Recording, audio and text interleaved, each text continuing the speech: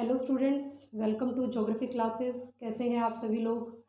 Exam की date sheet आप सभी लोगों की आ चुकी है। इनफैक्ट एग्ज़ाम शुरू हो चुके हैं, है ना। 6 सेमेस्टर के एग्ज़ाम जो है लगभग सारी ही यूनिवर्सिटीज़ में शुरू हो चुके हैं।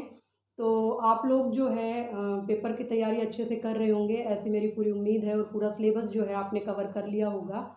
आज जो है मैं आप लोगों के साथ इम्पॉर्टेंट क्वेश्चन शेयर करने वाली हूँ।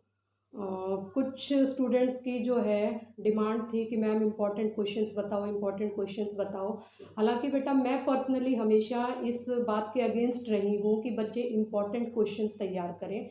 बच्चे हमेशा जो है पूरा सिलेबस पढ़ें और पूरा तैयार करें, वो सबसे अच्छा होता है। क्योंकि आप ग्रेजुएशन कर रहे हैं तो इसमें सिलेक्टेड का तो कोई ऑप्शन होता ही नहीं है, लेकिन फिर भी स्टूडेंट्स के माइंड में रहता है कि इम्पॉर्टेंट क्वेश्चंस। क्योंकि अब जो है ज्योग्राफी का पेपर भी आपका काफ़ी नज़दीक है, तो टाइम काफ़ी कम बचा है।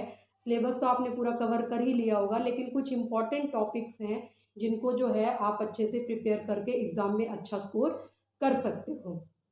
तो सबसे पहले तो अब जो है जो यूनिट वाइज क्वेश्चन आने की जो कंपल्शन थी वो हट गई है। मेरे ख्याल से किसी भी यूनिवर्सिटी का जो क्वेश्चन पेपर है वो यूनिट वाइज नहीं आएगा। यानी कि पूरे बुक से जो है क्वेश्चन पेपर सेट किया जाएगा और आपको कोई 3 4 या 5 क्वेश्चन, जैसे भी आपकी यूनिवर्सिटी की गाइडलाइन है उस अकॉर्डिंग करेंगे। जैसे मैं आईजीयू से रिलेटेड हूँ, तो आईजीयू का जो मीरपुर रेवाड़ी का जो पैटर्न है एग्ज़ाम का, वो ये है कि आपको कोई 3 क्वेश्चन करने हैं 2.25 घंटे में। ठीक है, 2.25 घंटे में आपको कोई भी 3 क्वेश्चन करने हैं। उसमें वो शॉर्ट नोट वाले क्वेश्चन की कंपल्शन भी नहीं है, तो कोई भी 3 क्वेश्चन जो है आपको करने हैं। तो इस हिसाब से काफ़ी ईजी हो जाता है पेपर अटैम्प्ट करना। तो आप लोग जो है उस अकॉर्डिंग तैयारी करें कि आपकी यूनिवर्सिटी की गाइडलाइंस क्या हैं। और फिर भी एग्ज़ाम देने वाले दिन भी बेटा आप जो है इसको क्लियर करें कि आपको पेपर में कितने क्वेश्चन अटैम्प्ट करने हैं। क्योंकि आईजीयू का पैटर्न तो मैं बताती हूँ कि रोज़ एसओपी चेंज होती हैं। कभी कहते हैं 3 क्वेश्चन करो, कभी कहते हैं 4 क्वेश्चन करो। तो जो है आप इसको बिल्कुल जो है अपने जो एग्जामिनर हैं और सेंटर सुप्रीडेंट हैं उनसे कंसल्ट करके जितने क्वेश्चन आपको अटेम्प्ट करने हैं उतने क्वेश्चन जो है आप करें, 3 4 5 जो भी आपकी गाइडलाइन है। ठीक है, यूनिट वाइज क्वेश्चन की कंपल्शन जो है आपको नहीं है। एमडीयू में शायद 5 क्वेश्चंस करने हैं, लेकिन उनका जो टाइम पीरियड है वो पूरा 3 घंटे है। तो वो एग्ज़ाम के टाइम की जो इंस्ट्रक्शंस है वो आप अपनी अपनी यूनिवर्सिटी और अपने सेंटर के अकॉर्डिंग जो है फॉलो करेंगे। ठीक है, तो इसमें जो आपको इम्पॉर्टेंट क्वेश्चंस की अगर मैं आपसे बात करूं तो इम्पॉर्टेंट में आपको जो है क्वेश्चंस तो मैं नहीं बताऊंगी, हाँ चैप्टर वाइज टॉपिक मैं आपको बताऊंगी कि इन टॉपिक्स को आप कर लीजिए, तो इनसे जो है आपको क्वेश्चंस मिल जाएंगे। हर चैप्टर के जो है मैं आपको टॉपिक बताऊंगी और पिछले साल जो क्वेश्चन पेपर आए हुए हैं, जो क्वेश्चंस आए हुए हैं वो किस टॉपिक से ज़्यादा आए हुए हैं, ये आपको जो है मैं आपकी ही बुक के माध्यम से जो है बताऊंगी। तो चलिए मैं हाँ, तो बेटा मैं आपको हर चैप्टर से कुछ टॉपिक्स बता रही हूँ कि हर चैप्टर वाइज आप ये टॉपिक कवर कर लेंगे तो आपको जो है क्वेश्चन जो है एग्ज़ाम में आसानी से मिल जाएगा। टॉपिक्स बता रही हूँ मैं, क्वेश्चंस नहीं बता रही हूँ। तो सबसे पहले चैप्टर फर्स्ट का देखते हैं।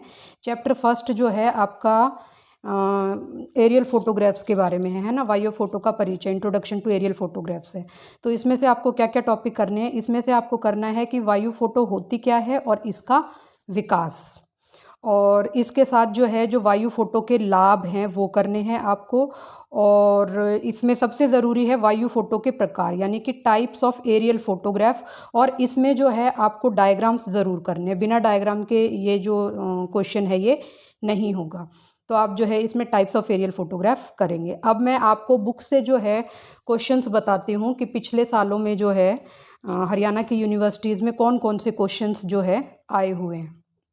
ये एक बुक से जो है मैंने कटिंग ली है। तो देखो इसमें जो पहला क्वेश्चन है वो है वायु फोटो क्या होती है और वायु फोटो के महत्वपूर्ण लाभ कौन से हैं। ये क्वेश्चन आपको मिल जाएगा आराम से।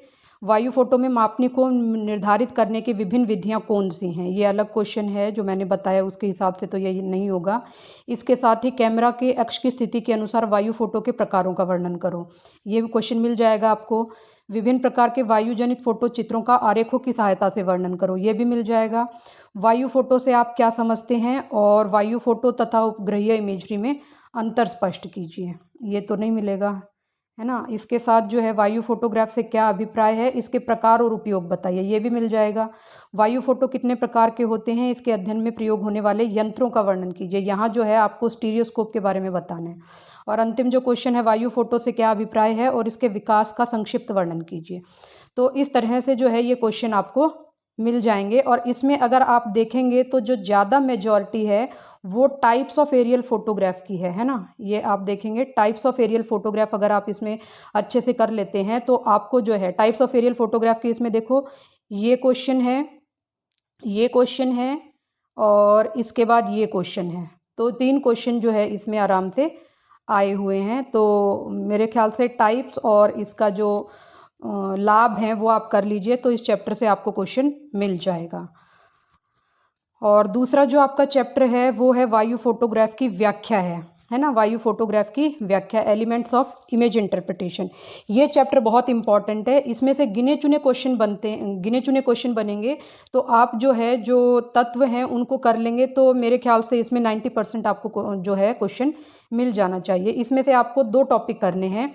वायु फोटो की व्याख्या क्या होती है ये तो आप बताएंगे ही, ये तो जो है आप पढ़ेंगे ही। इसके साथ साथ व्याख्या को प्रभावित करने वाले तत्व, बहुत बड़ा टॉपिक नहीं है ये, 7-8 ही पॉइंट थे इसके, 6 पॉइंट थे शायद, वो आपकी बुक में जो है स्पष्ट रूप से दिए हुए हैं। तो व्याख्या को प्रभावित करने वाले तत्व जो है आप कर लेंगे। और इसमें जो सबसे इम्पॉर्टेंट है वो प्रतिबिंब व्याख्या के तत्व हैं, ठीक है। एलिमेंट्स ऑफ इमेज इंटरप्रिटेशन है, ये वही 8-9 तत्व थे जो टोन, टेक्सचर, शेप, ये वाले जो थे ये प्रमुख तत्व हैं, ठीक है। तो इसमें जो है आपको ये वाला क्वेश्चन बहुत अच्छे से करना है। अब इससे जो आपको क्वेश्चन मिलेंगे वो क्या क्या हैं, देखो सबसे पहला है कि फोटो व्याख्या का अर्थ, और इसके बाद गुणवत्ता को प्रभावित करने वाले कारक, ये अभी जो है ये टॉपिक आपको मिल जाएगा। व्याख्या को प्रभावित करने वाले प्रमुख कारक, ये भी आपको मिल जाएगा। वायु फोटो की व्याख्या के आधार, ये एलिमेंट्स ऑफ इमेज इंटरप्रिटेशन है, ये भी आपको मिल जाएगा। ये भी एलिमेंट्स ऑफ इमेज इंटरप्रिटेशन है। तो ये सारे क्वेश्चन जो है आपको मिल जाएंगे। आप जो है इसके आगे देखेंगे कि ये जो क्वेश्चन है ये बहुत बार आए हुए हैं ना, डिफरेंट यूनिवर्सिटीज़ में जो है काफ़ी टाइम पूछे गए हैं। और जो प्रमुख तत्व हैं वो सबसे इम्पॉर्टेंट है। ये प्रमुख तत्व जो है कितनी बार आए हुए हैं, और वास्तव में जो है अगर ये देखा जाए वायु फोटो की व्याख्या के आधार को स्पष्ट कीजिए, तो ये भी जो है तत्व ही है, ये अलग नहीं है। क्वेश्चन की लैंग्वेज कई बार अलग हो जाती है, लेकिन आपको थोड़ा सा सावधानी से काम लेना है कि इसका मतलब क्या है। तो इस क्वेश्चन का एलिमेंट्स ऑफ इमेज इंटरप्रिटेशन आप अच्छे से कर लेंगे तो 95% ये क्वेश्चन जो है आपको मिलेगा ही मिलेगा। इसके बाद थर्ड जो आपका चैप्टर है वो आपका है रिमोट सेंसिंग का। ये सबसे लेंदी चैप्टर है और सबसे बेसिक चैप्टर है। रिमोट सेंसिंग के सारे बेसिक्स जो है इस चैप्टर में है। बहुत लंबा चैप्टर है और इससे बहुत सारे क्वेश्चंस बनते हैं, लेकिन मैंने कुछ जो है इसमें चूज़ किए हैं। तो सबसे पहले तो आप ये करेंगे कि सुदूर संवेदन है क्या, है ना, रिमोट सेंसिंग होती क्या है और इसकी स्टेजेस। जो सबसे ज़्यादा आने की संभावना है इस यूनिट में वो तो रिमोट सेंसिंग क्या है और इसकी स्टेजेस हैं। तो ये जो है आप कर लेंगे। इसके साथ ही जो इलेक्ट्रोमैग्नेटिक स्पेक्ट्रम है उसको जो है आप बहुत अच्छे से करेंगे। और इसके बाद जो है जो स्कैनर का टॉपिक है और रेजोल्यूशन का टॉपिक है इसको करेंगे। और ये कॉम्पैक्ट से टॉपिक हैं, ठीक है, कॉम्पैक्ट से टॉपिक है, इनको आप आसानी से कर सकते हो, बहुत लेंदी नहीं है। तो ये जो है इसमें से 4 क्वेश्चन में आपको मतलब जो है मेनली इसमें आपको करने हैं। सुदूर संवेदन तो इंट्रोडक्शन है, ये तो पूरा चैप्टर तो नहीं, लेकिन ये इसमें से किसी के साथ भी जो है आ सकता है। तो इसलिए पहले सुदूर संवेदन क्या है आप अच्छे से ये पढ़ेंगे। उसके बाद स्टेजेस वाला क्वेश्चन करेंगे, इलेक्ट्रोमैग्नेटिक स्पेक्ट्रम का करेंगे, स्कैनर्स का करेंगे और रेजोल्यूशन का करेंगे, ठीक है। अब जब आप ये टॉपिक कर लोगे तो आपको जो है किस तरह के क्वेश्चन मिलेंगे। इसके क्वेश्चन थोड़े ज़्यादा हैं क्योंकि लेंदी चैप्टर है। तो ये 2 स्लाइड्स पे आया है, इसको देख लेते हैं। सबसे पहले जो है क्रमविक्षक का जो है क्वेश्चन है, यानी कि स्कैनर आपने पढ़ा है तो ये क्वेश्चन आप अटेम्प्ट कर सकते हो। इसके बाद दूसरा भी क्रमविक्षक का है, यानी कि स्कैनर का है, ये भी आप अटेम्प्ट कर सकते हो। और बहुत बार आया हुआ है डिफरेंट यूनिवर्सिटीज़ में, सुदूर संवेदन की विभिन्न अवस्थाओं का वर्णन करो। तो जो स्टेजेस ऑफ रिमोट सेंसिंग है वो आपको इसमें से ज़रूर करना है, छोड़ना नहीं है बिल्कुल भी। इसके बाद अगले क्वेश्चन जो हैं इसमें देखो सुदूर संवेदन का अर्थ और परिभाषा बताते हुए इलेक्ट्रोमैग्नेटिक स्पेक्ट्रम का महत्व स्पष्ट करो, यह आ जाएगा क्वेश्चन आपका। सुदूर संवेदन के विकास एवं उपग्रहों का वर्णन कीजिए, इसके साथ जो है विद्युत चुंबकीय ऊर्जा का दिया हुआ है, वायुमंडल और पृथ्वी की धरातल के साथ। जब आप स्टेजेस पढ़ोगे तो उसमें जो है जो 6-7 स्टेजेस हैं, उसमें जो है एक टॉपिक इलेक्ट्रोमैग्नेटिक स्पेक्ट्रम का इंटरेक्शन है धरातल के साथ और वायुमंडल के साथ। तो वहाँ स्टेजेस से आप इस वाले क्वेश्चन को अटेम्प्ट कर सकते हो। ठीक है, इसके बाद है सुदूर संवेदन के कालानुक्रमिक विकास पर प्रकाश डालिए, ये क्वेश्चन है। इसके बाद जो है विभिन्न खंडों में सुदूर संवेदन का वर्णन कीजिए। इसके बाद सुदूर संवेदन की विभिन्न अवस्थाओं का वर्णन, और फिर जो है सुदूर संवेदन उपग्रह के बारे में है, और इसके साथ ये भी उपग्रह के बारे में है, और सुदूर संवेदन के विभेदकों का वर्णन कीजिए। लास्ट के जो क्वेश्चन है वो विभेदन पर है, रेजोल्यूशन पर है। रेजोल्यूशन भी कॉम्पैक्ट सा टॉपिक है, तो इस 3rd चैप्टर से जो है आप जो मैंने 4 टॉपिक बताए हैं, कौन कौन से, scanner, resolution, stages of remote sensing और इलेक्ट्रोमैग्नेटिक स्पेक्ट्रम, ये चारों टॉपिक जो है आप अच्छे से कर लीजिए। इसके बाद जो आपका जो चौथा चैप्टर है वो इमेजरीज एंड देयर एप्लीकेशन है। तो इसमें जो पहला क्वेश्चन है वो तो इमेज क्लासिफिकेशन का करना है आपको, है ना, डिजिटल इमेज क्लासिफिकेशन का जो है वो टॉपिक करना है। उसके बाद जो है ये तो डिजिटल इमेज का हो गया। जो अनुप्रयोग का टॉपिक है ये बहुत इम्पॉर्टेंट है, जो एप्लीकेशन पार्ट है इमेजरीज का। वास्तव में ये जो टॉपिक है ना, ये 2 चीज़ों को अपने आप में समेटे हुए है। 2 चीज़ों को कैसे समेटे हुए हैं कि इसमें जो है प्रतिबिंब का अनुप्रयोग भी है और इसमें रिमोट सेंसिंग का अनुप्रयोग भी है। मान लीजिए आपको जो है सुदूर संवेदन के अनुप्रयोगों का क्वेश्चन आ जाए तो आपको कंफ्यूज नहीं होना है। यहाँ जो प्रतिबिंब में आपने पढ़ा है, यहाँ जो अनुप्रयोग पढ़े हैं वही अनुप्रयोग जो है रिमोट सेंसिंग के हैं। ठीक है, तो इस 4th चैप्टर में आप जो है 2 तरह से क्वेश्चन आ सकता है। इसका अनुप्रयोग में जो है आपको विभिन्न प्रकार के 8 क्षेत्रों में जो है रिमोट सेंसिंग का अनुप्रयोग या प्रतिबिंब का अनुप्रयोग, एप्लीकेशन पार्ट जो है आपने पढ़ा है। तो इन 8 के अगर आपको क्वेश्चन ये आ जाता है कि प्रतिबिंब के अनुप्रयोग, तो आपको ये 8 के 8 लिखने हैं कि इसमें जो है इमेजरीज का उपयोग किस प्रकार होता है। लेकिन इन 8 के अलावा आपको कई बार पर्टिकुलर क्षेत्र में भी अनुप्रयोग के बारे में पूछ लिया जाता है।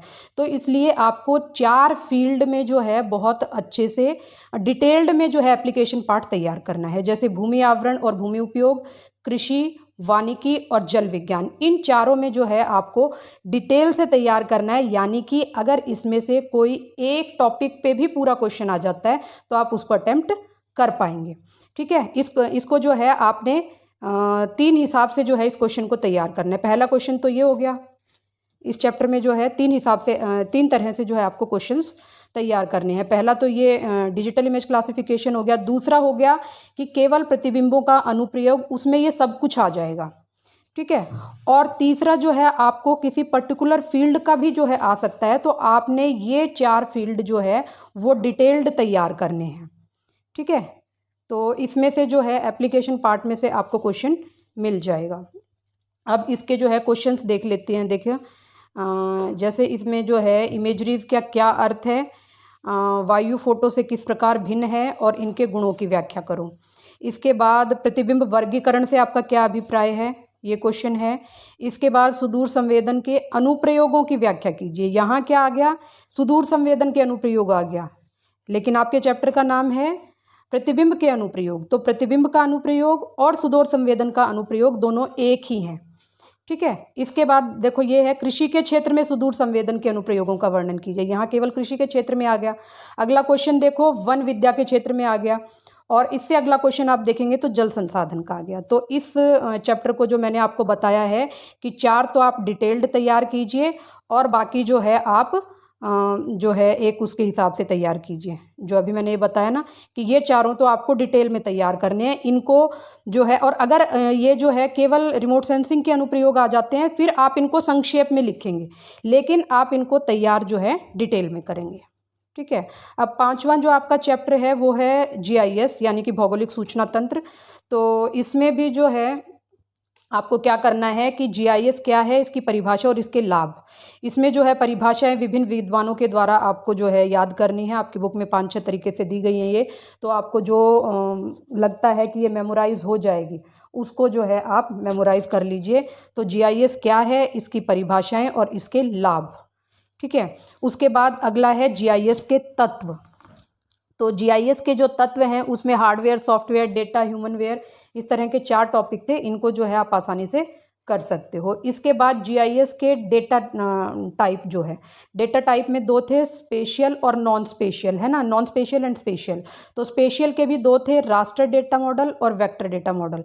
तो ये जो टॉपिक है ना, ये वाला आपको अच्छे से करना है। इसमें 3rd चैप्टर में जो है आपको ये जो डेटा टाइप है ये अच्छे से करना है, स्पेशियल, नॉन स्पेशियल, और इसमें जो है रास्टर और वेक्टर डेटा को बहुत अच्छे से करना है। तो आपको जो है ये क्वेश्चन आसानी से मिल जाएगा। कई बार क्वेश्चन पेपर में क्या होता है कि क्वेश्चन थोड़ा सा घुमा के पूछ लिया जाता है, लेकिन होता वही है जो आपने पढ़ा है। तो थोड़ा सा विवेक से काम लेना है उस टाइम, ठीक है, कि आप जो पढ़ के आए हो ये क्वेश्चन उसी में से है।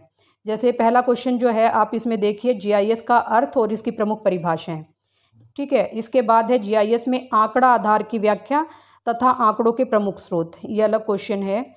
इसके बाद 3rd जो क्वेश्चन है वो है जीआईएस कितनी प्रकार के आंकड़े प्रदान करता है। जीआईएस तो है ही किसे कहते हैं, और इसके साथ ही जो है भौगोलिक सूचना तंत्र कितने प्रकार के आंकड़े प्राप्त करता है। तो ये वही है स्पेशियल एंड नॉन स्पेशियल, और उसके अंदर भी जो है फिर आप रास्टर और वेक्टर करेंगे। ये 4th क्वेश्चन है, जीआईएस में प्रयोग होने वाले spatial and non spatial data की व्याख्या। इसके बाद जो है आप ये क्वेश्चन देखेंगे, जीआईएस के जो तत्व हैं उनके ऊपर है। और इसके बाद जो है 7th क्वेश्चन आप देखेंगे, जीआईएस किसे कहते हैं और इसके लाभ बताइए। तो इस तरह ये जो टॉपिक आपने तैयार किए हैं इसमें से आपको क्वेश्चन मिल जाएगा। 6ठा जो आपका चैप्टर है वो जीआईएस का अनुप्रयोग है, और ये जीआईएस का अनुप्रयोग जो है वो वास्तव में जो आप 4th चैप्टर इमेजरीज का अनुप्रयोग है ना, ये उसी से मिलता जुलता है।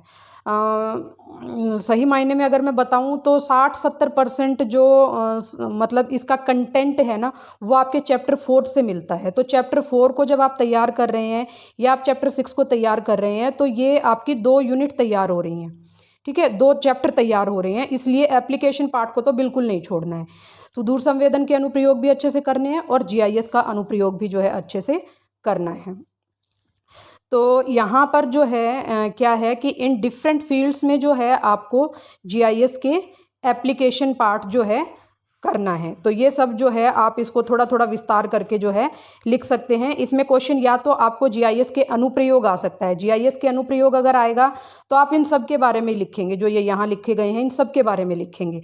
लेकिन अगर आपको जो है जीआईएस के किसी प्रॉपर फील्ड के बारे में भी क्वेश्चन आ सकता है, जो पीछे मैंने आपको बताया था 4 टॉपिक, आपको जो इमेजरीज वाला चैप्टर था उसमें 4 टॉपिक बताए थे, वही 4 चैप्टर जो है यहाँ हैं, क्योंकि ये जो है इम्पॉर्टेंट टॉपिक हैं तो इनके बारे में अलग से भी पूछा जा सकता है। इसलिए आपको जो है इन चारों को डिटेल्ड हिसाब से जो है तैयार करना है, ठीक है, इन चारों को डिटेल्ड तैयार करना है।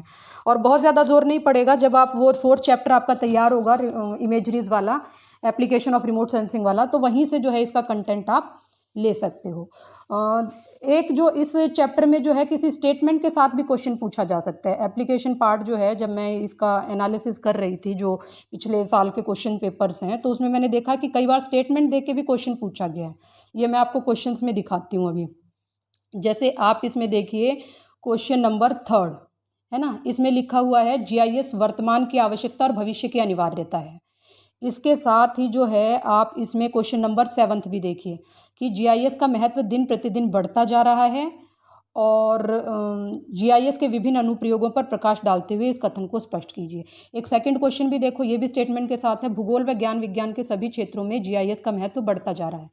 तो इस तरह जो है ये क्या है, क्वेश्चन वही है, एप्लीकेशन ऑफ जीआईएस है, लेकिन स्टेटमेंट देकर जो है इसको पूछा गया है। तो थोड़ा सा आप जो है क्वेश्चन की लैंग्वेज घुमा देंगे कि ये जो है आज हमारे वर्तमान समय की आवश्यकता है।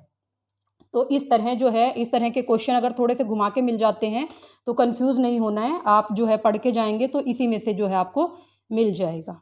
अब इसके और बाकी क्वेश्चंस देख लेते हैं। फर्स्ट जो है वो देखो, सबसे ज़्यादा बार आया हुआ है फर्स्ट वाला जो क्वेश्चन है, ये बहुत बार जो है यूनिवर्सिटीज़ ने अपने क्वेश्चन पेपर्स में दिया है, और ये बिल्कुल डायरेक्ट क्वेश्चन है कि जीआईएस के अनुप्रयोग से आप क्या समझते हैं, और जीआईएस के अनुप्रयोगों का वर्णन कीजिए।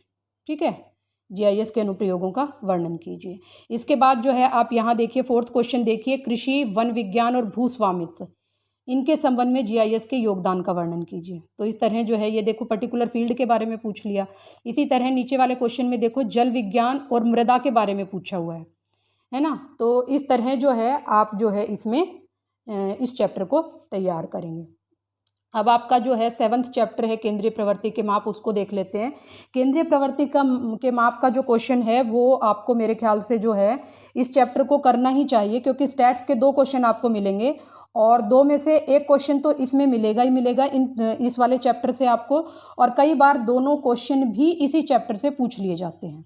ठीक है, तो इसमें जो है आपको पता है माध्य, माध्यिका और मोड, जो भूयिष्ठिक है, 3 जो है इसमें आपको ज्ञात करने हैं, मीन, मीडियन और मोड। तो आपको क्या करना है, ये तीनों ही जो आपकी कंटिन्यूअस सीरीज है उस कंटिन्यूअस सीरीज में जो है आपको इनकी कैलकुलेशन ज्ञात करनी है। ठीक है, तो माध्य को जो है आप खंडित और अखंडित श्रेणी दोनों में करेंगे और तीनों विधियों से करेंगे। 3 विधि कौन सी थी? डायरेक्ट मेथड, शॉर्टकट और स्टेप डेविएशन। डायरेक्ट जो मेथड है वो तो बिल्कुल आसान है। शॉर्टकट और स्टेप डेविएशन मेथड को कई बार क्वेश्चन देकर उसके साथ पूछ लिया जाता है कि इसको शॉर्टकट से सॉल्व करो या इसको स्टेप डेविएशन से सॉल्व करो। तो इसलिए जो है आपको मीन जो है वो अखंडित श्रेणी में तीनों विधियों से करना है। वास्तव में खंडित और अखंडित में जो है यानी कि डिस्क्रीट और कंटिन्यूअस में बहुत ज़्यादा अंतर नहीं है। आप जो है खंडित, ये अगर आपने जो है वो क्वेश्चन सॉल्व किए हैं तो आपको पता है कि केवल जो है मिड पॉइंट निकाल कर जो है खंडित और अखंडित जो है उनके बाकी का जो प्रोसेस है वो सेम रहता है। ठीक है, तो माध्य को जो है आप क्या करेंगे, जो मीन है उसको खंडित और अखंडित श्रेणी में करेंगे और तीनों मेथड से करेंगे, डायरेक्ट, शॉर्टकट और स्टेप डेविएशन। इसमें जो है आप अखंडित से भी कर लेंगे तो जो है काम चल जाएगा, अखंडित से तो जो है ज़रूर करना है। एक आध बार खंडित का पूछा हुआ है इसलिए जो है मैंने इसमें किया है और इनमें डिफरेंस नहीं है, तो आप जो है अखंडित पे जो है ज़्यादा जोर देंगे। इसके बाद जो माध्यिका है वो भी आप अखंडित श्रेणी में जो है उसकी कैलकुलेशन की प्रैक्टिस करेंगे। जो आपका मोड है उसको भी आप अखंडित श्रेणी में जो है इसकी कैलकुलेशन करेंगे। वास्तव में ये दोनों ही जो है ना, इनकी जो डिस्क्रीट सीरीज़ है और जो हमारे इंडिविजुअल सीरीज़ है उसमें बहुत ज़्यादा जोर है ही नहीं। माध्यिका और भूयिष्ठिक वास्तव में जो इनकी कैलकुलेशन है वो अखंडित श्रेणी में ही बनता है। इसके साथ ही मैंने जो है 2-3 बार के यूनिवर्सिटी पेपर्स में पाया कि जो आपका मोड है वो ग्रुपिंग मेथड से भी पूछ लिया जाता है, मेंशन कर दिया जाता है कि इसको ग्रुपिंग मेथड से करो, तो वो जो है ग्रुपिंग मेथड से आपको एक बार इसको देखना पड़ेगा। ठीक है, तो जो मोड है आपका उसको आप अखंडित श्रेणी में डायरेक्ट मेथड से तो करोगे, जो आपका महत्वपूर्ण जो मोड का जो सिंपल वाला फॉर्मूला है उससे तो करेंगे ही, इसके साथ जो है आप इसको ग्रुपिंग से भी करेंगे। ठीक है, तो मेरे हिसाब से, और हाँ आपका जो 8वां चैप्टर है ना उससे क्या होता है बेटा कि कई बार जो है मतलब बिल्कुल डिफरेंट क्वेश्चंस हैं, उसमें से मैं कुछ जो है आपको ऐसे नहीं बता सकती कि जो है मतलब ये क्वेश्चन हर बार आता है। जैसे स्टैंडर्ड डेविएशन है उसमें CV है, तो डिफरेंट पैटर्न पे क्वेश्चन पूछे जाते हैं। जो आपका चैप्टर 8 है, जो आपका जो है प्रमाप विचलन है, और जो है जो 8th चैप्टर है सर्वेइंग का, कोफिशिएंट ऑफ वेरिएशन, उससे डिफरेंट जो है क्वेश्चंस पूछे जाते हैं। लेकिन फिर भी अगर आप उसमें से करना चाहते हैं तो मेरे ख्याल से जो स्टैंडर्ड डेविएशन है ना, यानी कि जो प्रमाप विचलन है, उस क्वेश्चन को जो है आप कर लीजिए। बाकी 7 चैप्टर से मैंने आपको ये बता दिया, इसमें से आपको जो है क्वेश्चन मिल जाएगा, इसलिए जो है इस चैप्टर को अच्छे से तैयार कर लीजिए। और 8वें में अगर आप करना चाहते हैं तो जो आपका प्रमाप विचलन है, स्टैंडर्ड डेविएशन है, उसको कर लीजिए। ठीक है, तो आप जो है इनको इस तरह से तैयार कीजिए, क्योंकि अब टाइम कम बचा है तो इसलिए जो है आप इसको इस हिसाब से तैयार कर सकते हैं। अब देखो, पूरे बुक के सिलेबस की अगर मैं बात करूं तो आप जो है टोटल 9 चैप्टर हैं आपके, किसी बुक में 8 भी हैं, लेकिन जो है यूनिट वाइज आपके 2-2 हैं। केवल ये लास्ट वाले उसमें जो है आपके 3 चैप्टर दिए हुए हैं, ये भी किसी बुक में 2 दिए हुए हैं, 2 किया हुआ है इसको।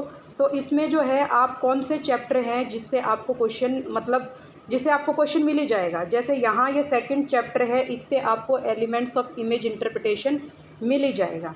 उसके बाद प्रतिबिंब का अनुप्रयोग और भौगोलिक सूचना तंत्र का अनुप्रयोग, ये दोनों टॉपिक मिलते जुलते भी हैं और इनसे बिल्कुल अलग अलग क्वेश्चन आएगा।